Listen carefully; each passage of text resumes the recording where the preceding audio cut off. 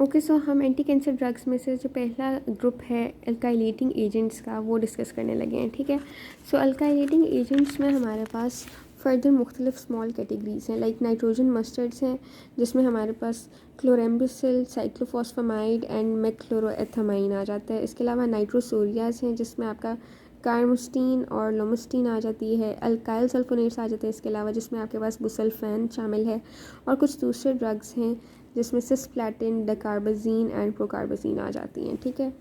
अब हमारे पास जो अल्काइलेटिंग एजेंट्स हैं they are mainly cell cycle non specific drugs, ठीक है, ये आपको पता होना चाहिए, ठीक है। यानी ये हमारे पास कुछ रिएक्टिव मॉलिक्यूलर स्पीशीज़ बनाती हैं जो आपके डीएनए की बेसिस में जो न्यूक्लियोफिलिक ग्रुप्स होते हैं आपके डीएनए के बेसिस में, उनको अल्काइलेट कर देंगी जाके, ठीक है।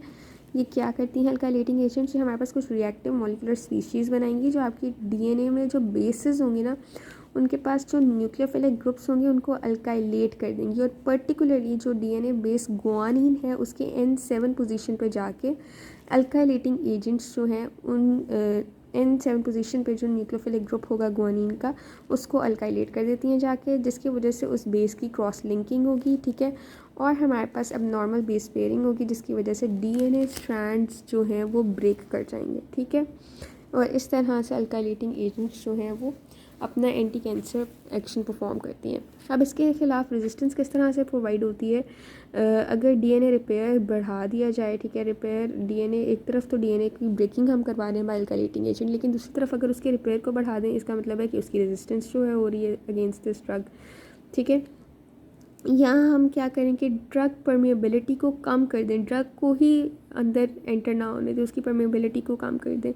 या फिर हम जो है कुछ प्रोडक्शन करवाएं ट्रैपिंग एजेंट्स की, लाइक थायोल्स की प्रोडक्शन करवाएं जो कि आपके पास रेजिस्टेंस क्रिएट कर सकते हैं against these anti cancer agents that are basically alkylating agents, ठीक है।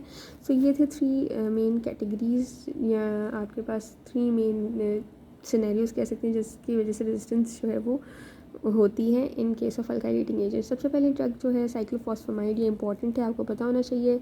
इसकी जो फार्माकोकाइनेटिक्स है ना वो ये है कि P450 मीडिएटेड ट्रांसफॉर्मेशन की वजह से साइक्लोफॉस्फामाइड जो है वो ब्रेक डाउन होती है और उससे जो प्रोडक्ट बनता है दैट इज़ एक्रोलीन।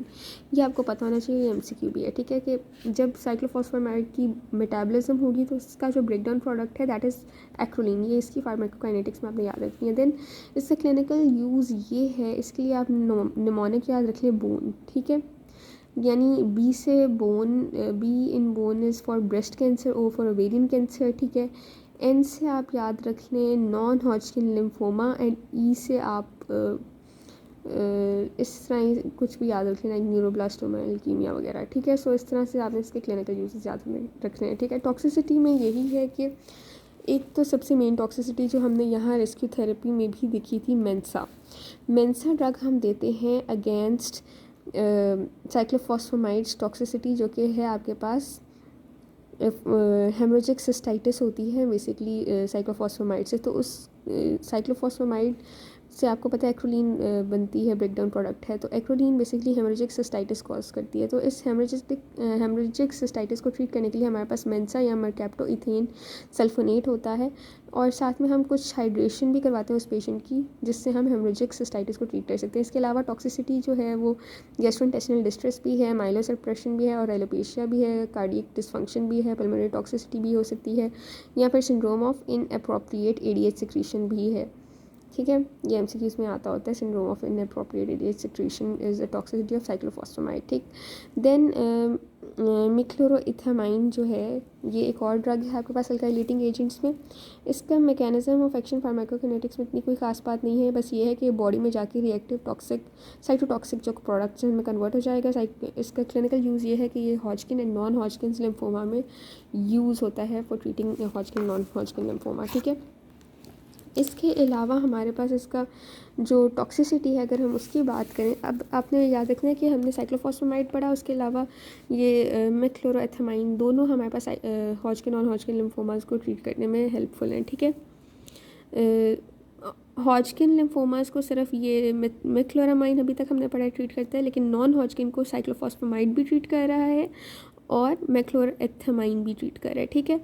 उसके बाद हमारे पास टॉक्सिसिटी जो है इस मैक्लोरेथामाइन की वो ये है कि ये जीआई डिस्ट्रेस कॉज करता है, माइलोसप्रेशन, एलोपेशिया, स्टेरिलिटी वगैरह, ठीक है। अब हम कुछ marked vesicant blister forming actions भी होते हैं मैक्लोरामाइन के, ठीक है, मैक्लोरेथामाइन के, ठीक है। मैक्लोरेथामाइन की marked vesicant blister forming actions भी हैं, ये भी बात आपने याद रखनी है। 10 कुछ हमारे पास प्लेटिनम फॉर्मिंग ड्रग्स हैं, प्लेटिनम एनालॉग्स हैं, सॉरी प्लेटिनम एनालॉग्स हैं, not forming drugs. Platinum analogues में हमारे पास सिस्प्लेटिन, कार्बोप्लेटिन एंड ओजेलीप्लेटिन आ जाता है। सिस्प्लेटिन अच्छा, इसकी पहले इन प्लेटिनम एनालॉग्स यानी सिस्प्लेटिन, कार्बोप्लेटिन और ओजेलीप्लेटिन की जो फार्माकोकाइनेटिक्स है ना कि हम इनको इंट्रावीनसली देते हैं, इन सब की आप क्लिनिकल यूजेस देखते हैं। तो सिस्प्लेटिन और कार्बोप्लेटिन के सेम क्लिनिकल यूजेस होते हैं। इसके लिए याद रखने के लिए ना आपके पास निमोनिक है ब्लॉट, ठीक है, यानी बी से हमारे पास हो गया ब्लैडर का कैंसर, एल से लंग कैंसर, ओ से ओवेरियन कैंसर, टी से टेस्टिकुलर कैंसर, ठीक है। सो यही सारी cancers treated with cisplatin also and with carboplatin as well, ठीक है।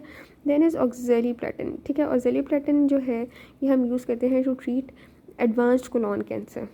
फिर हमारे पास इनकी टॉक्सिसिटी आ जाती है। तो सिस्प्लेटिन जो है इसको हम यूज़ करते हैं टू ट्रीट जीआई डिस्ट्रेस, इसके अलावा माइल्ड हेमाटोटॉक्सिसिटी, इसके अलावा न्यूरोटॉक्सिक और नेफ्रोटॉक्सिक जो है इसका इफेक्ट हो सकता है।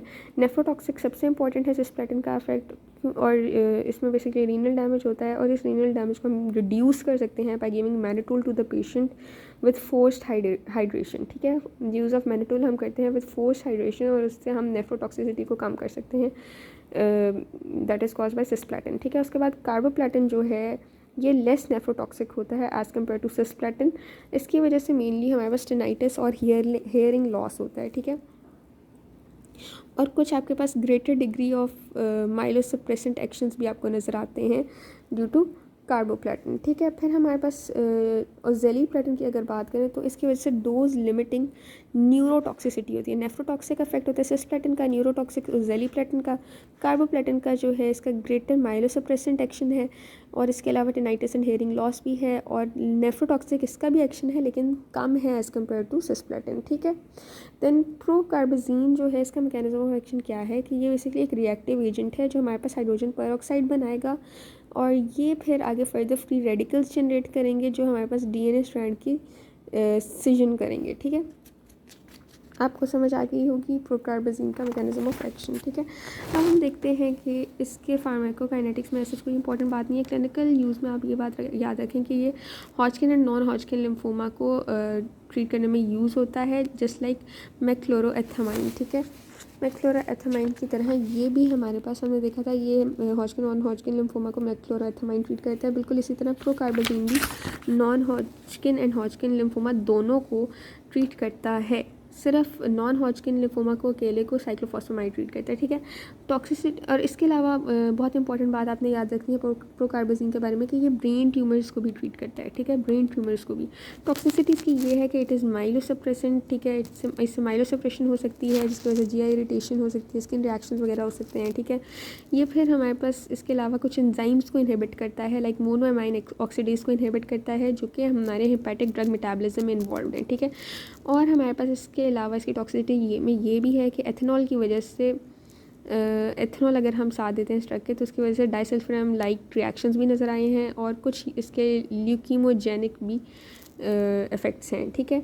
बाकी हमारे पास कुछ और अल्काइलेटिंग एजेंट्स हैं लाइक बुसल्फान जो है इसे हम यूज़ करते हैं टू ट्रीट क्रॉनिक माइलोजेनस ल्यूकीमिया, ठीक है। इसकी वजह से एड्रीनल इंसफिशिएंसी हो सकती है, पल्मोनरी फाइब्रोसिस हो सकता है, और स्किन पिगमेंटेशन भी हो सकती है एज एन एडवर्स इफेक्ट, ठीक है।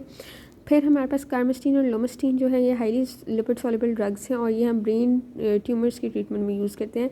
देन हिज डकार्बाजीन हम हॉजकिन्स लिम्फोमा को यूज़ करते हैं उसकी ट्रीटमेंट में, सिर्फ हॉजकिन्स लिम्फोमा। सिर्फ अगर आपके पास नॉन हॉजकिन लिम्फोमा आए तो फिर हम देंगे साइक्लोफॉस्फेमाइड, और सिर्फ अगर हॉजकिन लिम्फोमा की ट्रीटमेंट में डकार्बाजीन, नॉन हॉजकिन सिर्फ नॉन हॉजकिन के लिए साइक्लोफॉस्फेमाइड, सिर्फ हॉजकिन के लिए डकार्बाजीन हम देंगे, ठीक है। और ये हमारे पास इसके एडवर्स इफेक्ट्स में alopecia, skin rash, GI distress, myelosuppression, phototoxicity and flu like syndrome शामिल हैं, ठीक है।